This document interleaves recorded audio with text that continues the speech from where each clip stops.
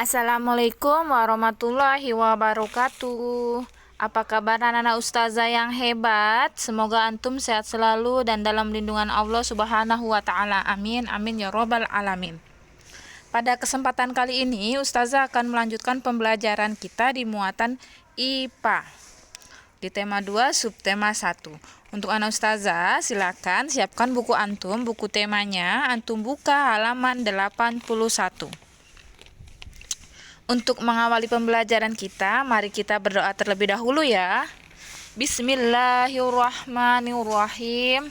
Rabbi zidni ilman warzuqni fahman. Amin amin ya robbal alamin. Oke, langsung saja. Tujuan pembelajaran di IPA, ustazah akan menjelaskan organ pernafasan dan fungsinya pada hewan dan manusia serta cara memelihara kesehatan organ pernafasan manusia. KDKI 4-nya atau 4.2-nya adalah membuat model sederhana organ pernafasan manusia. Sebelumnya ustazah sudah menjelaskan tentang pernafasan pada hewan. Untuk kali ini ustazah akan menjelaskan pernafasan pada manusia. Sebelumnya, bernafas itu apa sih, Nak?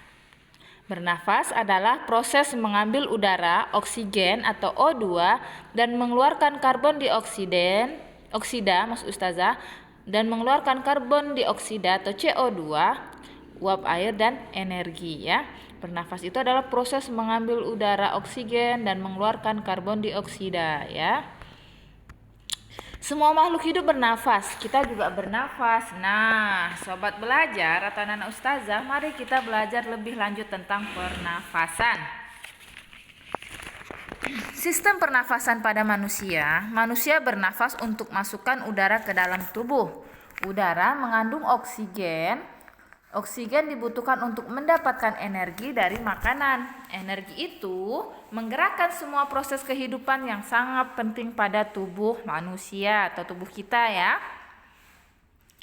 Ini adalah organ pernafasan manusia. Yang pertama ada hidung, faring, laring ya, terus trakea, terus bronkus, paru-paru dan diafragma.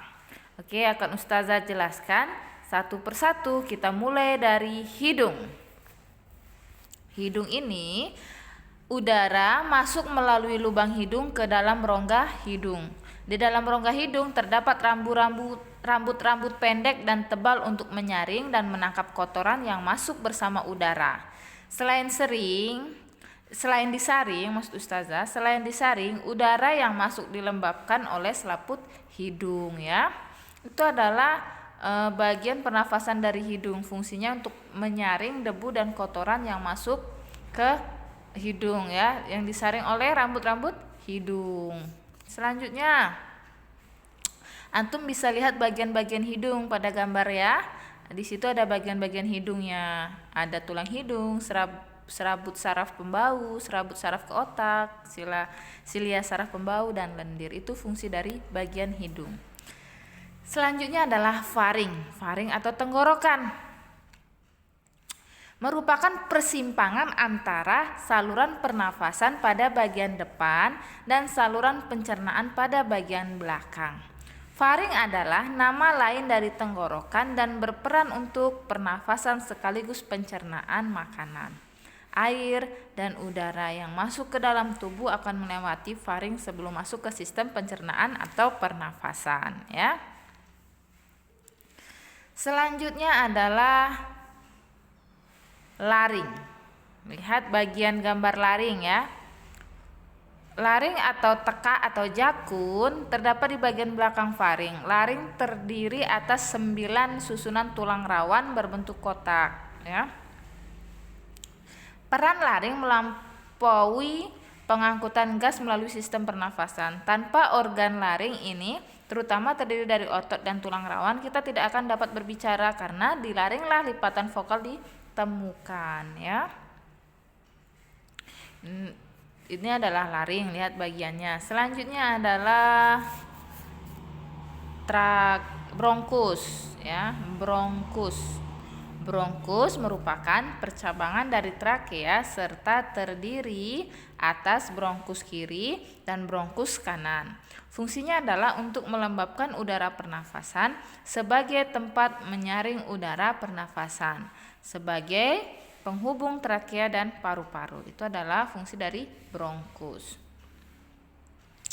Selanjutnya adalah bronkiolus, ya. Bronkiolus merupakan percabangan dari bronkus. Letak bronkiolus secara langsung perbatasan dengan gelembung-gelembung udara dalam paru, yaitu alveoli. Dari letaknya bronkiolus menjadi jembatan dari masuk keluarnya udara dalam sistem pernafasan manusia. Sehingga bronkiolus berfungsi sebagai penyalur udara yang berasal dari bronkus untuk kemudian dialirkan ke alveoli guna mendapatkan pertukaran gas antara karbon dioksida dan oksigen, ya. Itu adalah fungsi bronkiolus. Anak ustazah bisa lihat, antum harus bisa membedakan antara bronkiolus dan alveolus. Kalau bronkiolus itu percabangan dari bronkus, ya. Alveolus itu butiran-butiran yang ada di dalam bronkiolusnya. Ini, ya, ini alveolusnya. Alveolus itu yang di penghujung dari bronkiolus, ya. Kalau bronkiolus tadi percabangan. Alveolus adalah terdapat di dalam paru-paru, merupakan tempat terjadinya pertukaran oksigen dan karbon dioksida. Alveolus dikelilingi kapiler-kapiler darah. Alveolus berbentuk seperti buah bunga anggur. Buah anggur, ya. Selanjutnya adalah fase pernafasan manusia. Fase pernafasan manusia itu ada inspirasi dan ekspirasi, ya. Oke, pernafasan inspirasi atau pernafasan internal ini di mana pertukaran oksigen dan karbon dioksida antara darah dalam kapiler dengan sel-sel jaringan tubuh. Sedangkan pernafasan ekspirasi atau eksternalnya, pernafasan di mana pertukaran oksigen dan karbon dioksida yang terjadi antara udara dalam gelembung paru-paru dengan darah dalam kapiler, ya. Ini jenis pernafasan pada manusia, ada pernafasan dada dan pernafasan perut. Untuk pernapasan dada ini adalah pernapasan yang melibatkan otot antar tulang rusuk. Ketika terjadi inspirasi atau menghirup udara, otot antar tulang rusuk berkontraksi sehingga tulang rusuk dan tulang dada terangkat. Akibatnya, tekanan udara di dalam paru-paru menurun dan udara luar masuk ke dalam paru-paru melalui saluran pernafasan. Ketika terjadi ekspirasi atau menghembuskan udara, otot antar tulang rusuk berelaksasi sehingga posisi tulang rusuk dan tulang dada kembali normal. Akibatnya, tekanan udara di dalam paru-paru meningkat dan udara di dalam paru-paru keluar dari tubuh melalui saluran pernapasan, ya. Itu adalah proses pernapasan dada, ya, atau yang dimaksud dengan pernapasan dada. Selanjutnya pernapasan perut. Pernapasan perut adalah pernapasan yang melibatkan otot diafragma. Lihat diafragma. Di gambar antum sebelumnya tadi sudah jelaskan ada bagian diafragma.